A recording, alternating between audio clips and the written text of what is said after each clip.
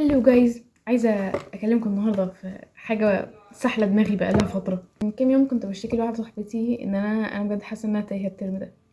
ومش توهان بس في الجامعه، هو توهان في كل حاجه، في كل اركان الحياه، في الجامعه والعبادات وسوشيالي. وانا يعني حاسه ان انا تايهه في المجمل. فصديقتي دي قالت لي رف انتي قلقانه ليه؟ لكل مجتهد نصيب. وبعدها سمعت حد تاني بيقول ان الرزق بيأتي للمطمئن. فقعدت افكر كده، انا عمري يعني عارفين معنى الجمل اللي احنا بنفضل نسمعها كتير لدرجة ان احنا عمرنا ما بنفكر فيها او في معناها.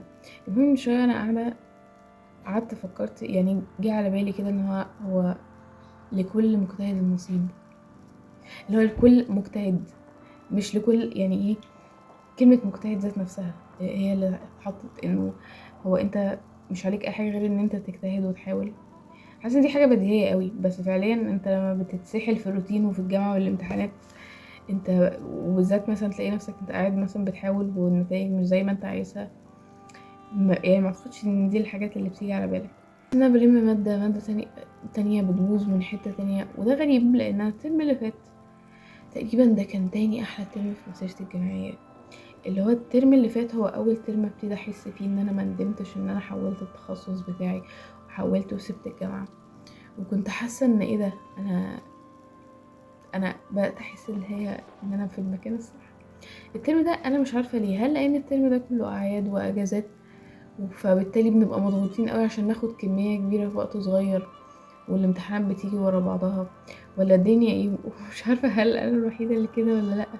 فمش عارفه مش عارفه الحاجه الوحيده اللي قررت ان انا اعملها في موضوع التوهان ده هي ان انا اركز على كل يوم بيوم. يعني دلوقتي انا هنزل الجامعه، هحضر، هحاول افهم بس.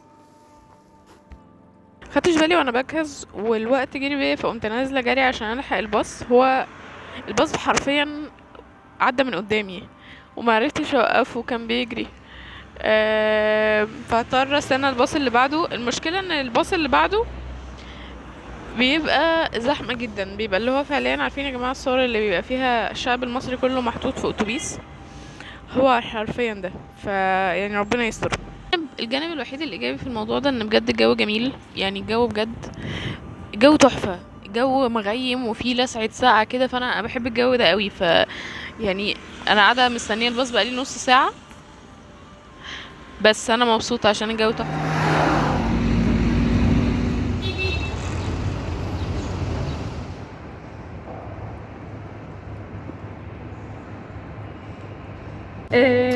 كنت ناوي اغيب النهارده من الجامعه واروح وانا المتحف. كمان والله يا جماعه جيت بس المحاضرات اتلغت. احنا قدامنا حاجتين، يا اما نطلع ننام يا اما نطلع نذاكر يا اما نخلع من الجامعه ونروح نزور المتحف. ماما ما بتردش عشان اخد اذنها عشان اخرج. انا عامه متضايقه جدا وهقعد اذاكر، هحاول اذاكر. يعني حاولت اتصل على ماما بس ما بتردش، فمش عارفه اروح المتحف، مش عارفه ازور جدي، مش عارفه اجيب لجدي عيش فينو. الجامعه رجعت في كلامها ويعملوا محاضرات تاني، فهنروح دلوقتي نحضر محاضره.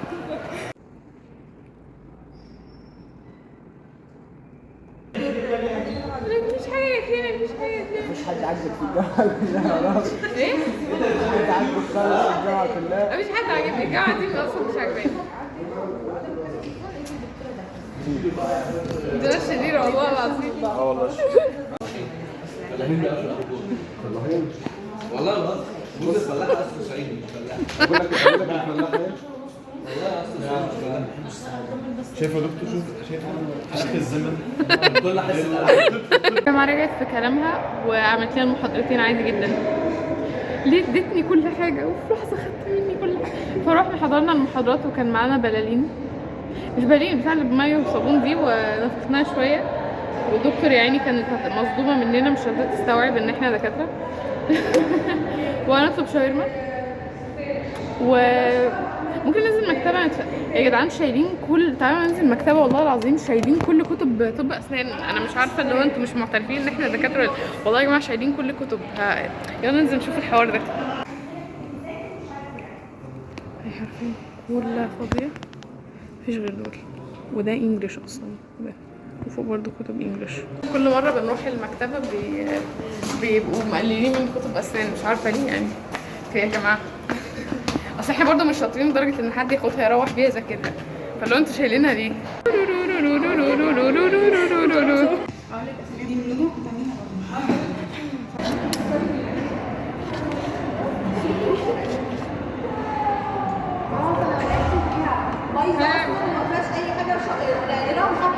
شايفه؟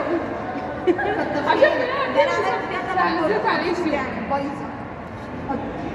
تقلي من الشاور جيل بعد اذنك. شايفه؟ حط لها صابون او شاور اي كده كتري بعد اذنك. يا بنتي عشان بلعب بيها بقالي لا ايوه انا شايفه ده من العيد بلعب بيها وهي فيها نفس الميه. هي في نفس بس انفكشن كنترول ابن لذينه. خلصنا اليوم الغريب المريب ده وهروح، بس الجو درجة الحرارة النهاردة 40 واليو في لايت رهيبة، فعايزة ايه احط سان سكرين قبل ما امشي عشان ما ايه ما تشويش هنا بيجي الطرحة كده الطرحة.